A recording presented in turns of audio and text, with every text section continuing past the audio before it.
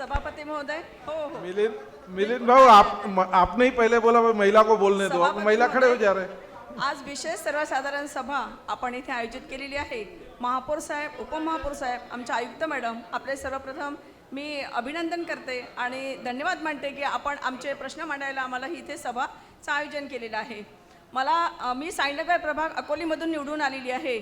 माझ्या प्रभागामध्ये सुद्धा भरपूर प्रश्न आहे। मी ज्या दिवसांपासून निवडून आली 17 तारखेपासून जेव्हा प्रभागामध्ये फिरत आहे तर प्रचंड नाल्या भरलेल्या आहे आणि नाल्या तर भरलेल्या आहेत। जेव्हा आम्ही फोन करतो की इथली नाली सफाई झाली नाही आहे, तर आज फोन केला तर 8 दिवसांनी एक नाली सफा होईल।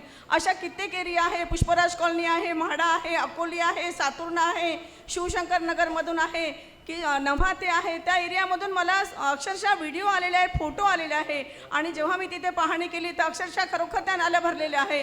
नाल्या नुसतं वरवर काढल्या जातात, पूर्ण खोलपर्यंत नाली साफ केल्या जात नाही आणि नाली साफ केल्यानंतर तो कचरा सुद्धा तिथेच ठेवला जातात। वारंवार आम्ही तिथे लोकांना त्यांना सांगतो, एसआयला सांगतो, त्या कर्मचाऱ्यांना सांगतो की तुम्ही तो कचरा तिथून उचलून न्या, परंतु आजपर्यंत तिथे गाडी उपलब्ध झाली नाही आणि कचरा उचलून नेला नाही। मला हा प्रश्न आहे जाधव साहेब तुम्हाला की आमच्या प्रभागातला कचरा उचलून नेला पाहिजे। बोला जाधव साहेब।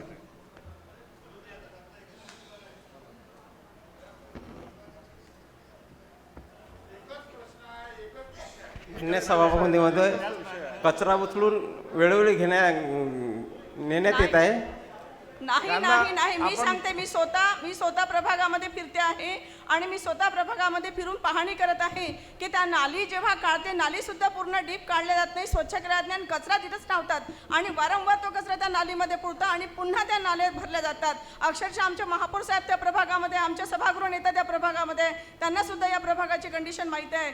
आपल्याला सर्वांना तो प्रभाग स्वच्छ असला ही आमची जबाबदारी आहे, कारण आम्हाला पब्लिकने निवडून दिलेलं आहे आणि पब्लिकला आमच्याकडनं अपेक्षा आहे की त्यांनी तक्रार केल्यानंतर आम्ही ते तक्रार त्यांची पूर्ण करू शकलो पाहिजे। तुम्ही जर का आम्हाला सपोर्ट नाही केला तर ही तक्रार आम्ही पूर्ण कशी करणार आहे? तुम्ही सांगा जाधव साहेब। मान्य सभापती महोदय, नालीतला गाळ त्वरित उचलून घेण्यात येईल। फक्त कसं आहे, त्या दिवशी म्हणजे जास्त वेटेड असल्यामुळे ते त्या दिवशी शक्य नाही, पण दुसऱ्या दिवशी आपण नक्की उचलून घेऊ। नाही नेलं जात। मला या प्रश्नाचं उत्तर, मी गेल्या कित्येक दिवसापासून प्रभागामध्ये काम करते। मागच्या निवडणुकीमध्ये जेव्हा उभी होती मी थोड्या मतांनी निवडणूक हारली होती, परंतु तेव्हापासून प्रभागात काम करत आहे। मला सगळ्या प्रभागाचा अभ्यास आहे, त्याच्यामुळे तुम्ही ते बिलकुल नेलं जात नाही। आणि ढिगारा सुद्धा खूप पडलेला असतो, जे झाडाच्या फांद्या पडतात आणि त्याच्या सुद्धा ज्या फांद्या असतात त्या सुद्धा उचलून नेल्या जात नाही। आम्ही वारंवार फोन करतो, ते एकच गाडी आहे असं म्हणतात अधिकारी म्हणतात की एकच गाडी आहे। याच्यासाठी सुद्धा तुम्ही काय उत्तर देणार आहे आम्हाला? मैडम, अपना प्रभाग जोन कौन सा आता? बडनेरा जोन है वो। 5 नंबर 4 नंबर है? 5 4 नंबर है ना। अभी कल से व्यवस्था चालू हो जा रही है, 2-4 दिन में आपका सब ठीक हो जाएगा सभी। मला असं वाटतं सभापती महोदय, आपण स्वच्छतेकडे विशेष लक्ष दिलं पाहिजे, कारण की आम्ही जेव्हा निवडणुकीमध्ये मतं मागायला गेलो आहे लोकांना, तर विशेष आम्हाला सगळे लोक सांगत होते की या प्रभागामध्ये स्वच्छता नाही, या नाल्या भरलेल्या आहे, लोकांचा रोष आमच्यावर होता आणि तो रोष लोकांनी जर आमच्यावर काढला तर पुढची आम्हाला निवडणूक खरंच कठीण जाणार आहे। त्याच्यामुळे स्वच्छता प्रभागामध्ये हा सगळ्यात महत्त्वाचा विषय आहे सभापती महोदय, हा झाला पाहिजे। कल से चालू हो रहा है, वो बताइए ना, थोड़ा बता। मान्य सभापती महोदय, जवाबदारी लीजिए आप।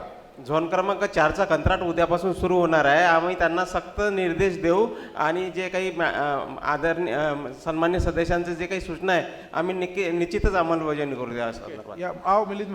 नवीन जो कॉन्ट्रॅक्ट आपण कोनार कंपनीला दिला आहे त्या कंपनीकडनं सुद्धा आम्हाला अशी अपेक्षा आहे की आता हा जो गोंधळ झालेला आहे हा पुढच्या येणाऱ्या काळामध्ये झाला नाही पाहिजे, कारण की सगळं मनुष्यबळ व्यवस्थित असलं पाहिजे, फवारणी असलं पाहिजे, कचरा उचलण्यासाठी गाड्या पाहिजे आणि शक्तिमान जेव्हा त्या फांद्या तोडतात त्या फांद्या उचलून लगेच त्याला उचलण्याची तरतूद असली पाहिजे, आपल्याकडे त्या गाड्या अवेलेबल असल्या पाहिजे। एवढंच मला आपल्याला सांगायचं आहे सभापती महोदय, माझं ऐकून घेतलं, धन्यवाद। समस्या नोट करून घ्या।